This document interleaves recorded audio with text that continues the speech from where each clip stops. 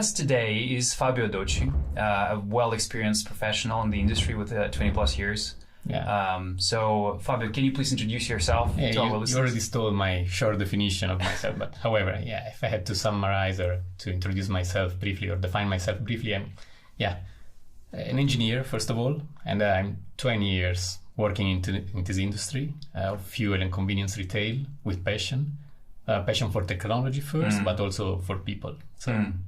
So when was the last time you have done your line of code? Good question. Actually, it was, I believe, 15 years ago. But since then, I've never stopped watching out the scene of how things develop. I mean, my heart is still the one of an engineer, so I'm not coding anymore, but I understand. I was coding in assembler next life, maybe. when I was in university, and I think I have my PTSD from there. So let's not deep dive into that. So anyway, our podcast is not about coding, right? Our podcast is about petroleum, and this particular episode will be about payment and Italian market in general, because you cannot easily distinguish between payment and the Italian market in petroleum retail. They are also very much tied up together. So we'll take a brief look into the past, what happened last 10, 20 years in the market. We'll take a look into the future, what's going to happen. Obviously, I've prepared some challenges for you. So we'll play some games. Yeah, me as well. Let's see how it goes. But the most important is to have fun. So you ready? I am. Perfect. Let's go. And straightforward, we jump to the first challenge that I've prepared for you. It's called 24/7. So you will have 24 seconds and you'll have to answer 7 questions in a row. So you have to be super fast. Okay, let's try. EV or hydrogen? Both things boil to the same thing, so EV. Offline retail or e-commerce? Offline. Man service or self-service? Self-service or live. Thing you like most about petroleum retail? The people, I would say. Thing you dislike most about petroleum retail? Self-service. What's your superpower? Connecting dots. Roger Federer or Raphael Nadal? Roger Federer. By all means. Great. So it was 27 seconds. So you were not able to hit the limit of 24 seconds, but I think you're still the winner. Close to it. Hey. Yes. Congrats. Because it was only me, so... it's the first episode. You still hold the record. No problem. Hey, okay, good. I'm satisfied. Almost satisfied as well. Yeah, so that was almost ready. 24/7 challenge with Fabio Docci. Italian market is really, really different compared to everything else. It's unique, yeah. So what makes it so unique? I would say maybe 2 or 3 things. So first of all is the size, right? So it's we can count maybe around 20,000 stations across Italy. Okay, Italy is big, yes, it's long.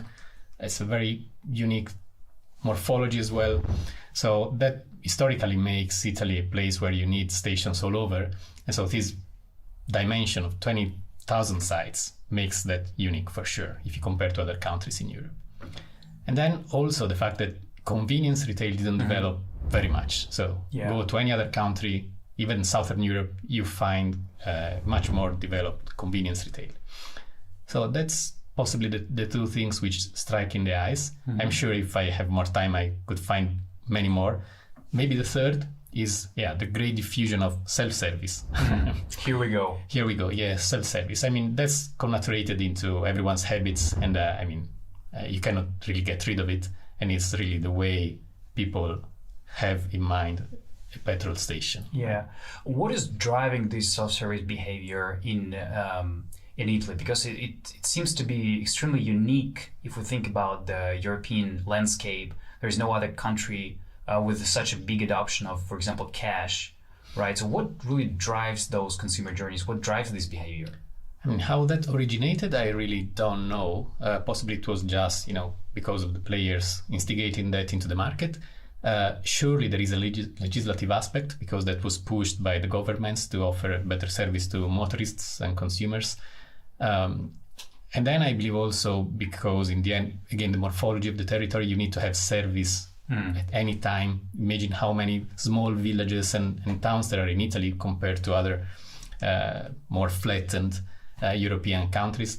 And you need to have a service any time of the day. You cannot really have always people serving you. So that's also another reason, I guess. Yeah, it makes sense. And I see that all over the place because with my wife, we travel a lot across the country and we see those small, almost abandoned petrol stations that are completely unmanned. So it's really something. Maybe one pump on the side of the road. Yeah, exactly, somewhere in the hills. Do you see any change in the last 10 years? Because was it always like that, or do you see any positive dynamics towards digital payments or even EMV, or maybe reduction of cash payments?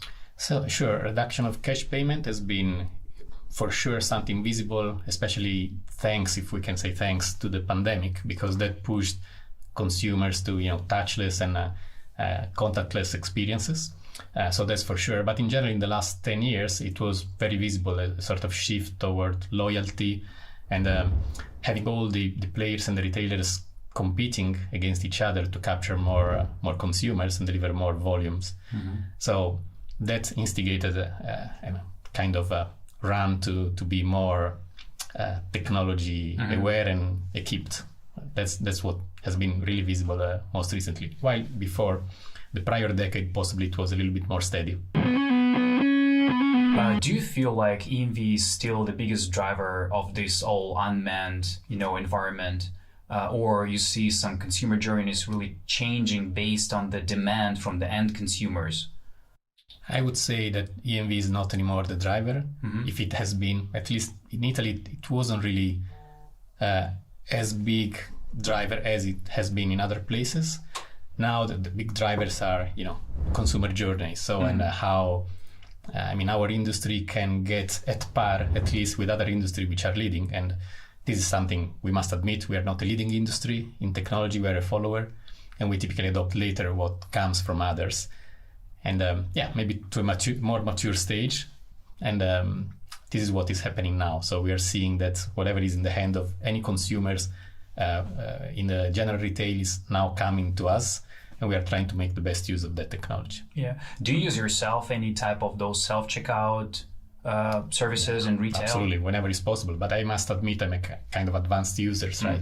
Yeah, if I think to my parents, right? So they now use a mobile phone, quite agile, in an agile way, but still they are attached to cash, right? So somehow, because it's been part of their whole lives. Despite all my best efforts to digitalize them to the extreme, they will never get to full abandonment of cash. So, and I guess until a new generation is coming, millennials, etc. Still, cash will last. Right. From the consumer perspective, as you said, you see some interesting changes, and people are expecting those journeys that they can see in the classic retail. But what about small fuel retail players? So you said something about the loyalty, right? But how can you really stay competitive when you try to compete with those giants that we have here in Italy? Yeah, there are several dimensions for this war to be combated. For sure, price has been big for a while, right? And also this has brought to the wave of fully unmanned stations. So that's then converted into the reconversion of many of those stations into manned stations to offer a better service to consumers and reattract them. So that's been another battleground for many retailers. But for the smaller ones, I would say that still the level of service that they can offer to their local consumers, depending on the scale, but to various smaller scales than the full country. That's for sure been and is today again a great discriminator, whether you can get some loyalty from from customers, not necessarily yours. Everyone would like the customers to be theirs. Right? Yeah, but that's very difficult, right? That's very difficult. Speaking about technology, so we've spoken about the consumers, we've spoken about the retailers. What about the technologists? How big is the impact from the technological perspective on the market? Is big, but is not as big as one could imagine. We are riding, the wave of the technology which has been already matured in the past 5 years, maybe wherever it has been forged, not in our industry, and we are now using that. And I would say that the bigger impact we will see maybe in 5 years from now, 5-10 years, once the full AI concept will be blown further more than what it is now, and then we will harvest that without the big investment that only can take place in other industry, which is not ours. And I'm really glad you have mentioned AI. You know why? Why? Because the next challenge is about ChatGPT. Oh. So it's called To ChatGPT or Not to ChatGPT. Okay.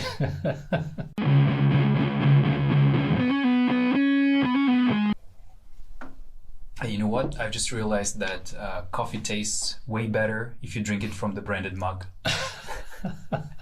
That's true, and I want the recipe of this coffee. It makes me feel very good. I've asked ChatGPT various questions, and it gave me some answers. And you will need to guess which of those answers was given by ChatGPT and which of those I've made myself.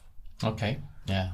Sounds good? That's like running the Turing test. So distinguish AI from humans. So, and I'm sure I will fail because in my view, ChatGPT already passed several times, and by far the Turing test. For those who don't know, Turing test is the discriminator between an AI being good enough or not, and supposed to have an AI behind the wall and a human being asking questions or interacting with that. And if you don't distinguish if behind the wall there is an AI, then yeah, that's good. So this is exciting. We're actually running the Turing test right now. So let's see what's going to happen. Okay. You ready? Yeah, I am. Okay. No time limitation, no pressure. Okay. We can be relaxed. Okay. So the first question: when will cash die in Italy? Option number 1: by 2040. Option number 2: by 2047. Option number 3: it's likely that cash will continue to coexist with electronic payment methods for the foreseeable future in Italy. The third is ChatGPT. It's too polite. Sure? I am. Okay. Yeah, you're right. Actually, that was exactly the answer. You know, it's interesting that it doesn't give you like any specific answer, right? Yeah. It gives a very broad kind of spectrum. Yeah. Yeah. So what's your feeling? What's your feeling if you just take your crystal ball? When will cash die in Italy? It will not really any soon. I don't believe I will see that in my life. So. And I hope to live long. That's an important comment. Yeah. The next question is, what is the main trend in petroleum industry right now? All right. Well, surely. Let's first listen to what ChatGPT thinks about that. So you're right. I have four options. Yeah. So first one, investing in alternative fuels. Second one, offering eco-friendly products. Third one, implementing sustainable practices. Fourth one, all of the above. The first should be the one from ChatGPT. Investing in alternative fuels. Mm-hmm. Why? Well, that's actually what I also believe is going to happen, and is happening right now. So the multi-energy principle, not just electric, but biofuels and you name them.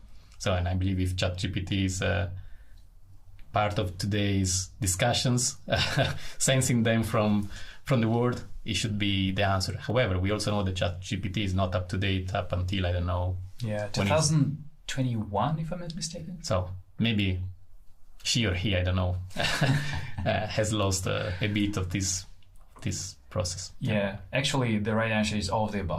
Okay. And this is another thing I've noticed in ChatGPT. It gives a lot of options in parallel, and it doesn't give direction. Not to fail. Yeah, not to fail. So that's smart. Maybe something all of us need to learn from ChatGPT. Final question for this challenge. What is the key factor to be successful as the retailer in the fuel retail industry? First one, branding. The second one, location. The third one, convenience and services. And ChatGPT basically answered all of them, but one of those was the first. And I want you to guess what was the first. The third you mentioned. Branding, location, or convenience and services? Convenience and services. You think that was first? Yeah, I would say so. You're wrong. It's location. It's location. And I think it's really interesting, right? Because in our changing environment, maybe location will become even more and more important, because this will drive the way to transform your petrol station. Because if the location is on the highway, it's one path.